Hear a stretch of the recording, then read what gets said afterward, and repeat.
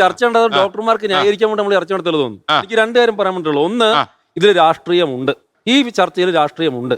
രണ്ട്, നടന്ന കാര്യങ്ങൾ പോസ്റ്റ്മോർട്ടം ചെയ്യണം.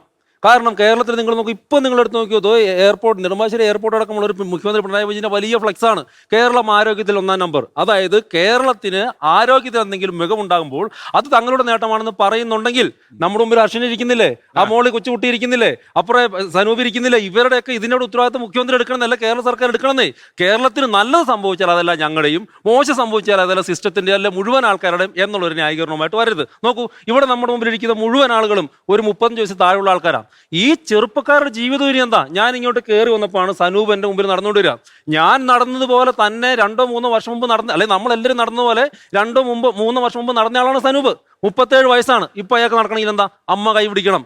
ഇതിനകത്ത് ഇവരുടെ ഈ മെഡിക്കൽ ടേംസ് പറഞ്ഞിട്ട് ഇവിടുന്ന് അങ്ങോട്ടും ഇങ്ങോട്ടും തട്ടിക്കളിച്ചിടേണ്ട കാര്യം? നമ്മൾ ഫുട്ബോൾ കളിക്കുന്ന ഒരു ഡോക്ടർ ഈ ടേം അങ്ങോട്ട് പറയും, ഒരു ഡോക്ടർ ഈ ടേം അങ്ങോട്ട് പറയും. സിസ്റ്റത്തിന് പരാജയം ഉണ്ടായിട്ടുണ്ട്.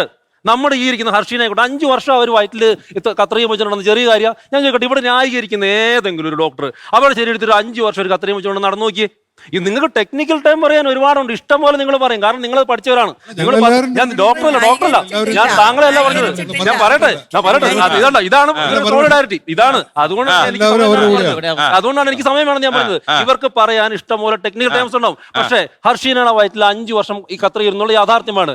ഉഷ മറ്റേ നമ്മുടെ ആലപ്പുഴ മെഡിക്കൽ കോളേജിൽ അവരുടെ വയറ്റിൽ 5 വർഷം കത്രിക ഇരുന്നു എന്നുള്ളതും മൂത്രം ഒഴിക്കാൻ നേരത്ത് മൂത്രത്തിന്റെ കൂടെ ചോര പോയി എന്നുള്ളതും സത്യമാണ്. അതിനെന്താ പ്രതിസന്ധി? ഈ കുട്ടിക്ക് അത്ര 9 വയസ്സുണ്ട്, വിനോദിനി 9 വയസ്സുണ്ട്. ആ കുട്ടിക്ക് എന്താണ്? ഇവിടെ ഒരു ഡോക്ടർ മാത്രം അതിനകത്ത് പറഞ്ഞു കുട്ടിക്ക് കുറച്ചുകൂടെ അഡ്വാൻസ്ഡ് ആയിട്ടുള്ള ടെക്നോളജി ഉപയോഗിച്ചിട്ട് കൈയുടെ കാര്യം ചെയ്യുമെന്ന് പറഞ്ഞു. ബാക്കി സനൂപ് ആയിക്കോട്ടെ, അവിടെ ഇരിക്കുന്ന ഇവരുടെയൊക്കെ അവസ്ഥ എന്താണ്? ഇതിനെ നമ്മൾ പോസ്റ്റ്മോർട്ടം ചെയ്യണം. അതിനകത്ത് ഈ ടെക്നിക്കൽ ടൈം പറഞ്ഞിരുന്നിട്ട് കാര്യമില്ല. അടുത്ത കാര്യം, ഇതിനകത്ത് ഇത്രയും കാലം കേരളത്തിലെ പിണറായി വിജയൻ അല്ലെങ്കിൽ നമ്മുടെ LDF ഗവൺമെന്റിന്റെ ഗുണപരമായിട്ടുള്ള കാര്യങ്ങൾ കൊണ്ടാണെങ്കിൽ ഇതിന്റെ ഉത്തരവാദിത്തം കൂടി ഏറ്റെടുക്കണമെന്നേ.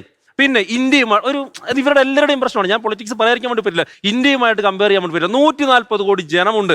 അത് ഇവർ ഒരിക്കൽ ഭരിച്ച് വെസ്റ്റ് ബംഗാളും ത്രിപുരയൊക്കെ എവിടെയാണ്? വെസ്റ്റ് ബംഗാളിൽ എത്ര ജയിക്കെ ഒന്ന് പറഞ്ഞേ? ഈ ത്രിപുരയിൽ എത്രയാന്ന് പറഞ്ഞ് കേരളത്തിൽ ടോപ്പിക്കിൽ നിന്ന് പുറത്തേക്ക് വിട്ടിട്ടുണ്ടെങ്കിൽ കേരള രൂപീകൃതം 56-ലെ കേരളത്തിന് സാക്ഷരത 50% മേലെയാണ്. അന്ന് ഈ രാജ്യത്തിന്റെ മുഴുവൻ ആവറേജ് സാക്ഷരത എന്ന് പറയുന്നത് 20-30 ഉള്ളൂ. അപ്പൊ ആ കാലം തൊട്ടേ നമ്മൾ പല കാര്യത്തിലും മുമ്പിലാണെന്നേ.